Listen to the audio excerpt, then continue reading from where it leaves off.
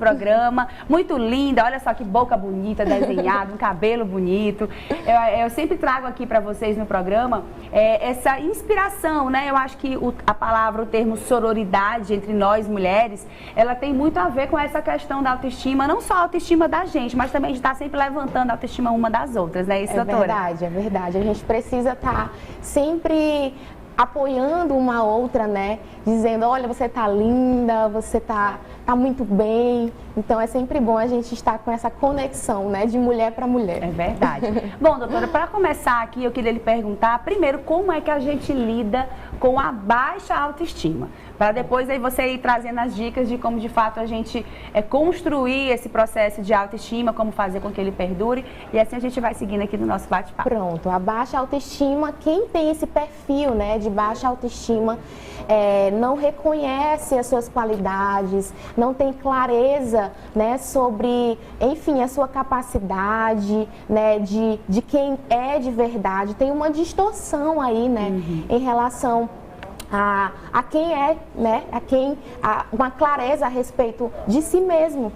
Então, uma forma de lidar, né, com a baixa autoestima, em primeiro lugar, é conhecendo a si mesmo, né? Eu sempre digo que o autoconhecimento, ele é primordial, né, para nós mulheres e para, enfim, para toda a sociedade, né? Existe aí uma falta de conhecimento a respeito das emoções e muitas vezes da sua história, né? Daquilo que você às vezes nem sabe que está reprimido ali, né? Que está lá no campo da inconsciência. E o processo de autoconhecimento conduz você, né, a ter conhecimento a respeito das suas emoções, a respeito da sua história, e ali a gente consegue conduzir, né, você a um processo de autoconhecimento para que você consiga lidar. Exatamente. Né? Doutora, hoje em dia no mundo de rede social, que a gente vê muitas pessoas aí postando uma vida que às vezes parece que nem é de verdade, é tanta perfeição que a gente fica olhando, fica comparando. As redes sociais, elas também influenciam nesse processo? Às vezes a pessoa se sente insuficiente e isso faz com que haja essa queda da autoestima? Com certeza. As redes sociais, né, a internet ganhou uma grande proporção nos últimos anos, tem aí os seus benefícios, mas infelizmente, né, tem essa proporção em relação à comparação, né? É sempre aquele ditado que diz: a grama do vizinho sempre está mais bonita do que a minha, a rede social do vizinho sempre está mais bonita, bem mais organizada, ela está mais bonita do que eu queria ter essa vida que ela tem, né? E aí existe essa insegurança e essa comparação quando você tem esse perfil de baixa autoestima. E nós que somos mulheres, né, quando você chegou, a gente estava conversando ainda dos bastidores, nós sofremos muito mais ainda com isso, essa cobrança toda, desse padrão de beleza. Exatamente. Como é que faz para a gente poder lidar com isso e estar com a nossa autoestima em dias? Bom, eu acredito que se submeter, né, ao processo de autoconhecimento, como eu já falei, ajuda muito, né, a você, enfim, diminuir essa cobrança, reconhecer aí as suas qualidades, até mesmo os seus defeitos, né, e ter esse autoconhecimento de si mesmo, essa clareza, essa mentalidade, né? Eu digo sempre que é uma mudança de ótica, né, a respeito de quem a gente é, de quem você é. Então, eu sempre costumo dizer para os meus pacientes, né, eu atendo pacientes adolescentes que estão entrando aí. Nossa, é uma fase, né?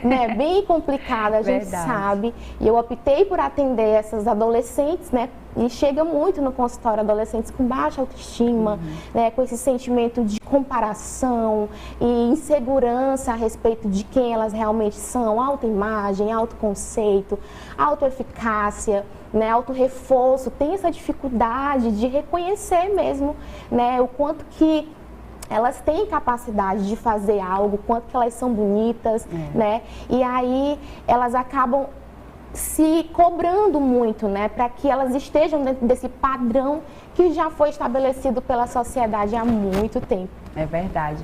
E falando um pouco sobre, ainda nesse segmento aí dessa ditadura da beleza e também sobre a autoestima dentre nós que somos mulheres, você falou, não é para que a gente fique escrava disso, mas existe também a importância do autocuidado. O autocuidado, ele está linkado com essa questão da autoestima? Porque às vezes, lógico, você não vai ficar escrava da beleza, todo dia tem que se maquiar, todo dia tem que fazer procedimento, mas eu acho que o mínimo também é importante. E já tem mulheres que, não, eu sou assim, eu acordei assim, o cabelo vai ficar horroroso, vai ficar... Quer dizer, o autocuidado, ele faz parte desse processo? Com certeza, né? É super necessário você estar em dias, né, com o autocuidado, cuidando aí da sua beleza, cuidando, submetendo, né, a esse processo do autocuidado. Eu acredito que é algo de dentro para fora.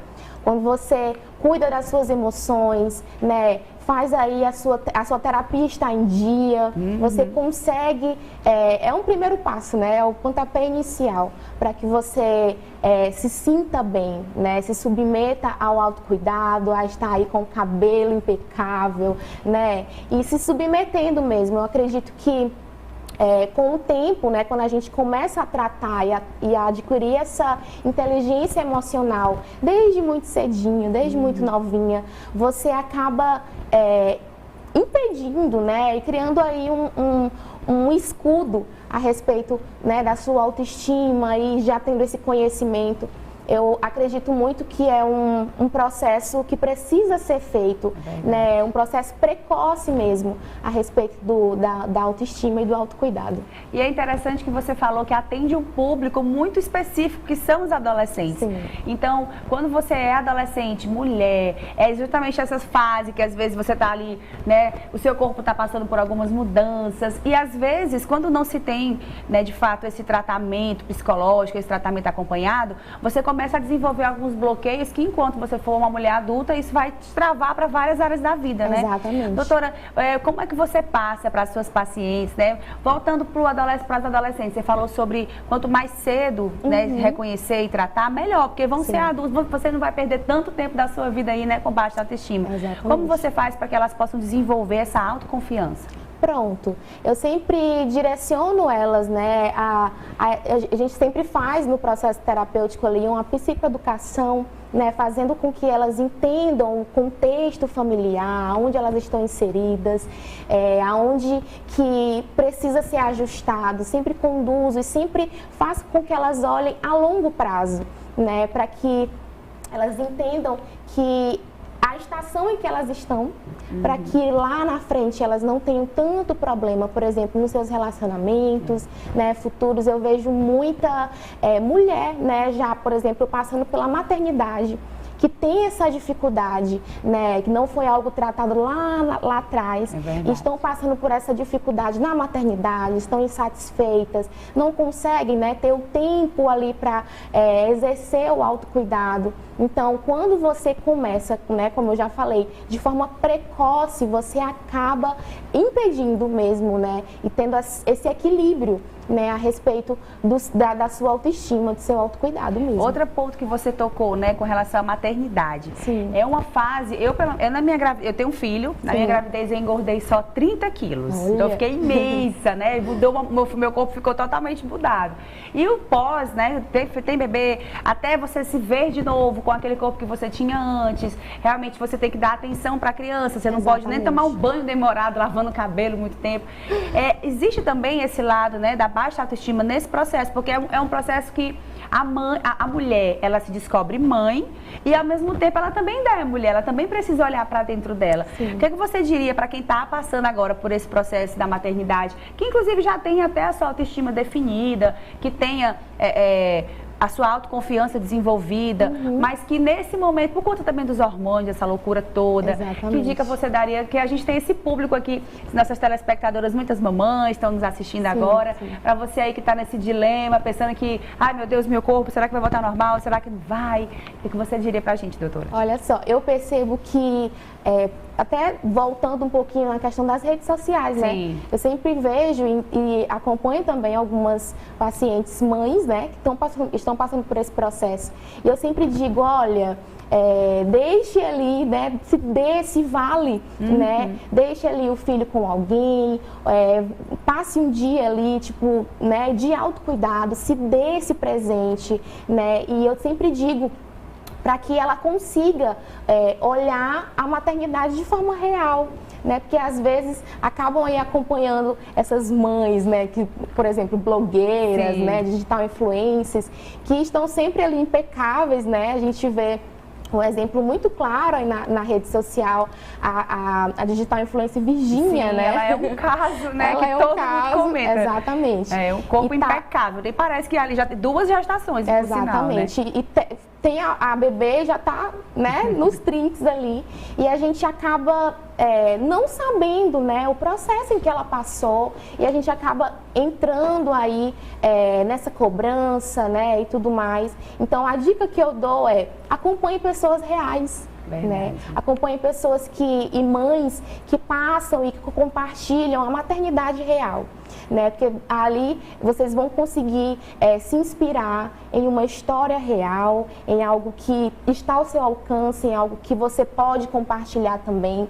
Então, a dica que eu dou é: se dê um tempinho, né, deixe lá o filho, a filha, o bebê, né, com uma rede de apoio. Sim, e se dê, né, um dia de autocuidado. Eu acredito que, por mais difícil que seja, a rede de apoio também pode aconselhar e conduzir, dar de presente para essas mães, né, esse dia de autocuidado. Gente, não tem nada melhor, né, do que você tirar aquele dia. Hoje já é quinta-feira, uma véspera de feriado. E aí você vai ao salão, faz uma escova no cabelo, faz as unhas, você se sente renovada. Exatamente. Né? Às vezes dura ali uma hora e pouquinho, mas é um momento que é seu. É um momento para que você possa ir se sentir realmente cuidada. Alguém está mexendo no meu cabelo, alguém está fazendo a minha unha, eu estou aqui sentada, relaxada. Então, a doutora, que é psicóloga, Jaqueline Kelly, está falando aqui pra gente sobre autoestima feminina, trouxe dicas maravilhosas, né, doutora? Quanto mais cedo você descobrir às vezes a gente vem com esses gatilhos da infância, como ela falou no início. Exatamente. É importante que você procure, inclusive, o auxílio de um profissional. A doutora Jaqueline, como psicóloga, está lá no Instituto VOP para poder te receber, para te atender. E por falar em Instituto VOP, lá no Instituto VOP, né, doutora, que é Instituto Vida, Otimismo e Propósito, que é o que o nosso quadro fala. Tem, assim, uma infinidade, né, de opções para que você possa realmente descobrir qual é o seu propósito de vida. O Instituto VOP é um espaço com missão de vida, né? Vem aí levar de forma plena e integral ao ser humano saúde, abordando uma mentalidade de saúde e bem-estar, com otimismo, alinhado ao propósito de vida através aí da psicologia. O Instituto VOP fica localizado na Avenida Lindolfo Monteiro, número 2019, lá no bairro Horto Florestal. E você pode também acompanhar aí o Instituto VOP através do Instagram, Instituto VOP. E aí por lá você fica por dentro de tudo que está acontecendo, né? Pode marcar uma consulta com um psicólogo, perguntar, ver o que é que você está precisando para que você possa verdadeiramente descobrir aí o seu propósito de vida e cuidar da sua saúde mental. Roda a vinheta.